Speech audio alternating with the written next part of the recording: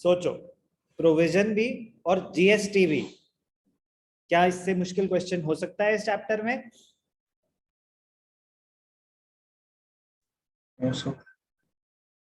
बिल्कुल हो सकता है, ये बहुत आसान। जीएसटी का एसेट की डेप्रिसिएशन से कोई लेना देना नहीं होता। जब हम एसेट खरीदते हैं, ध्यान से देखना आपके अंडरस्टैंडिंग के लिए, जब हम एसेट खरीदते हैं तो क्या जर्नल एंट्री पास होती है अनंत, अगर उस पर जीएसटी भी है तो? सर जीएसटी से फर्क नहीं पड़ता, एसेट अकाउंट टू बैंक के पास। एसेट अकाउंट डेबिटेड, बेटा एंट्री में तो आता ही आता है। Input CGST account, debited input SGST account. Input SGST account, और अगर आईजीएसटी है तो input IGST account debited to bank account. But asset account में तो सिर्फ और सिर्फ एसेट की वैल्यू आती है, यस और no? Yes sir. GST is not added to the cost of the asset. This is the original cost, and depreciation is always calculated on the cost of the asset. GST is not included. GST is not included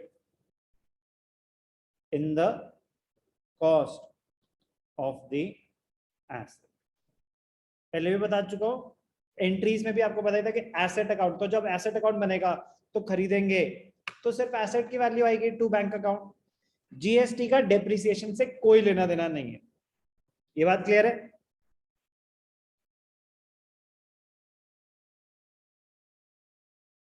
yes sir. चलो आगे बढ़ेंगे। अब ध्यान से देखना, ये question फिर important क्यों है?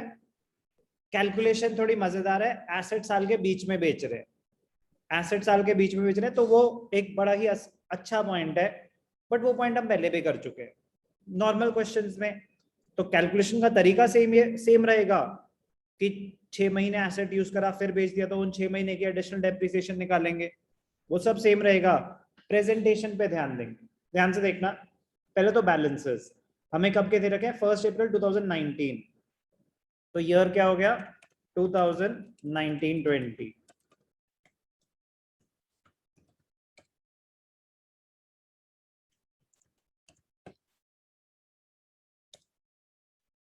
April 1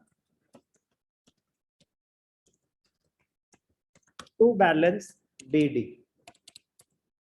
5 lakh, provision for depreciation 225, 2019-20 April 1 by balance BD 2,25,000। इसमें तो किसी को कोई डाउट नहीं है? Presentation of opening balances.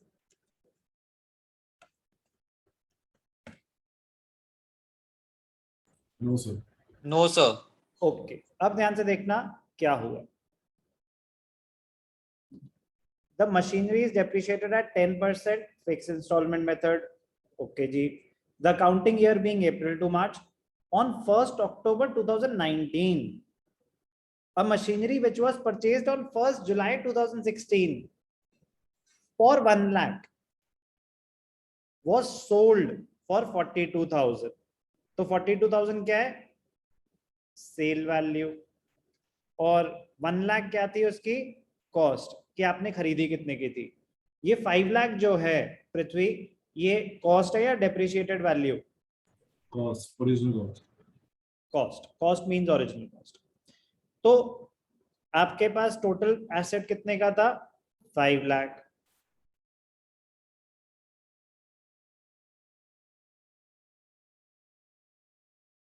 Sold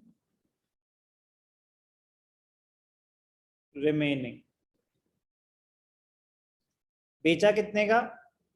जो आपने खरीदा था 1 लाख का, तो जो बच गया वो 4 लाख। अब ध्यान से देखना, मजेदार पार्ट क्या है, जो बेच रहे हो वो खरीदा कब था, वॉज परचेज्ड ऑन 1 जुलाई 2016। 1 जुलाई 16 को खरीदा था, तो डेप्रिसिएशन 1 जुलाई, सॉरी 7,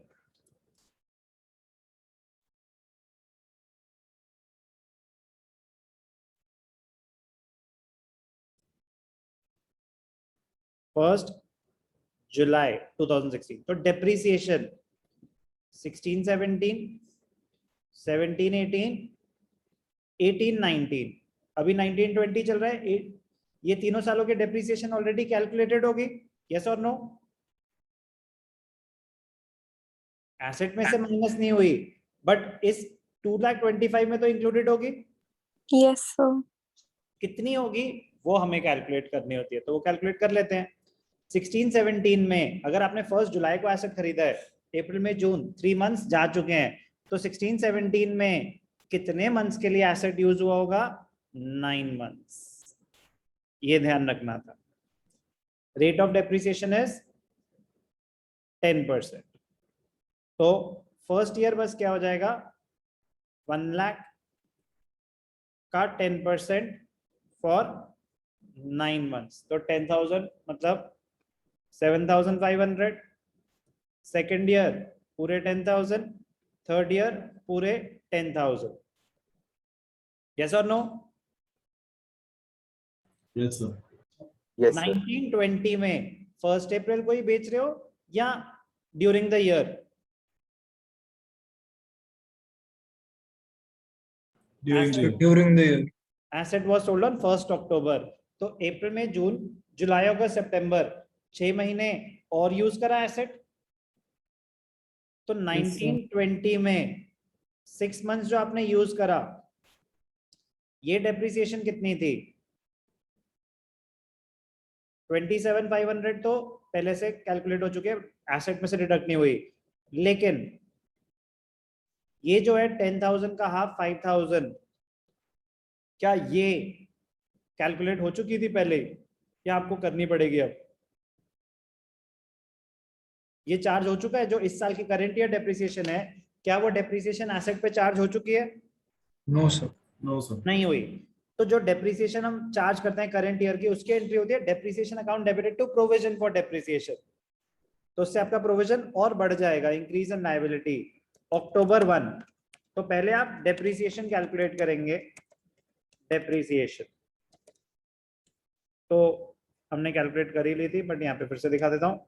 1 लाख जो एसेट बेच रहे हैं उसका 10% फॉर 6 मंथ्स 5,000। कोई भी doubt? No, sir. No, sir.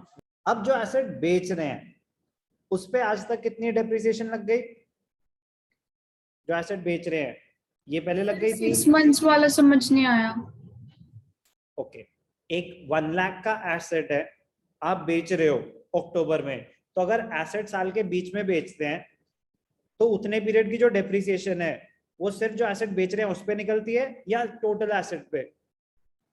Sir जितने पे बेच रहे हैं, जो एसेट बेच रहे हैं सिर्फ उसी की, तो सिर्फ आप एक पार्ट बेच रहे हैं 1 लाख का, तो 1 लाख की आपको 6 महीने की डेप्रिसिएशन निकालनी है, तो 1 लाख का 10% होता है 10,000, यस और नो?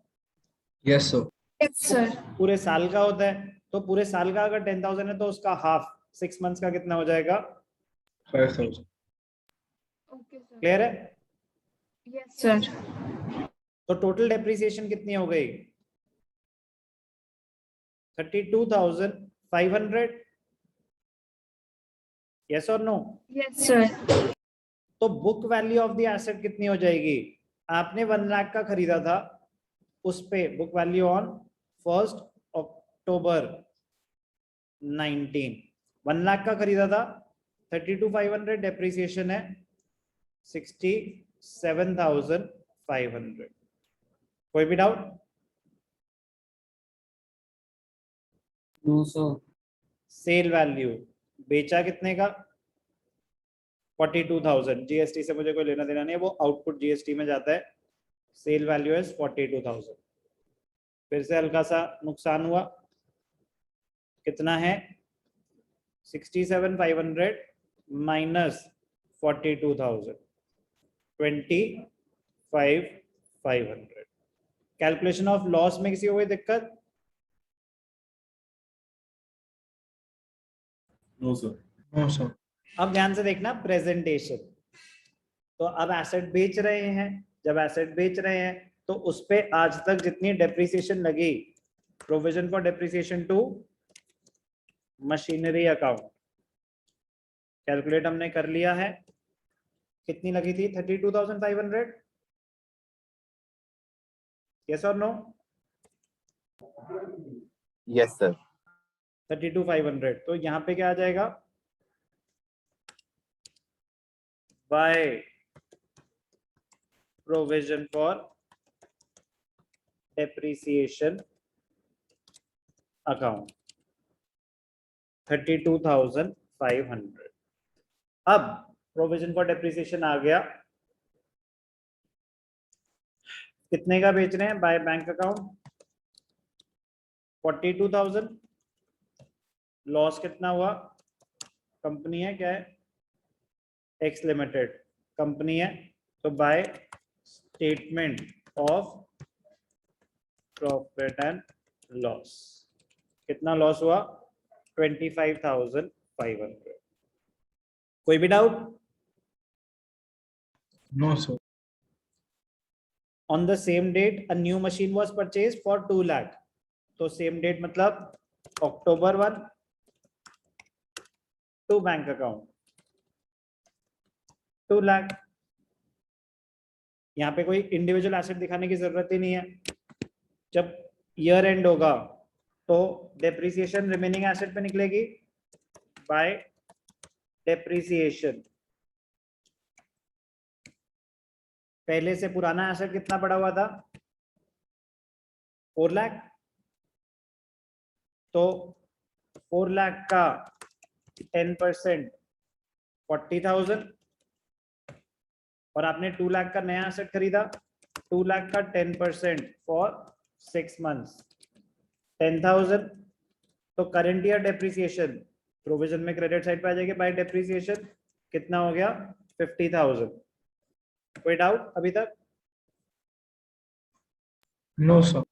No, sir. क्लोज करेंगे तो क्या हो जाएगा? March 31st to balance carried down, closing balance of depreciation. तो क्रेडिट्स कितने हैं? 230, डेबिट्स कितने हैं? 32,500। तो credits minus debits 197,500। Closing balance of provision, asset 5 lakh का था, 1 लाख का बेच दिया, 4 लाख वो पड़ा हुआ है, 2 लाख आपने और खरीदा, तो क्लोजिंग बैलेंस ऑफ एसेट क्या आ जाएगा? 6 लाख। कोई भी डाउट?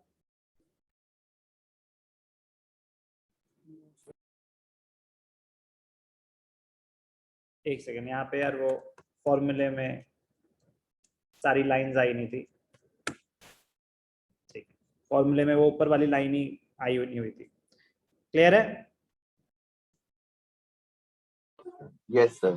एसेट का बैलेंस कैसे आया? 6 लाख, और प्रोविजन का क्रेडिट्स 280 माइनस डेबिट्स, तो मैच करेंगे। Loss on sale 25,500, provision for depreciation 247, asset का बैलेंस 6 लाख। तो जीएसटी से डेप्रिसिएशन का कोई लेना देना नहीं है। एसेट जो डेप्रिसिएशन है it is calculate on the cost of the asset. Asset की कॉस्ट में जीएसटी इंक्लूडेड नहीं होता, जीएसटी सेपरेट अकाउंट में जाता है, इनपुट जीएसटी। जब हम एसेट बेचते हैं तो आउटपुट जीएसटी क्रेडिट होता है, तो एसेट की वैल्यू उतनी ही रहती है। जो नॉर्मल प्रॉफिट लॉस कैलकुलेशन होगी वो वैसी होगी जैसे हम पहले करते थे। क्वेश्चन नंबर 16 टीएस करेगा।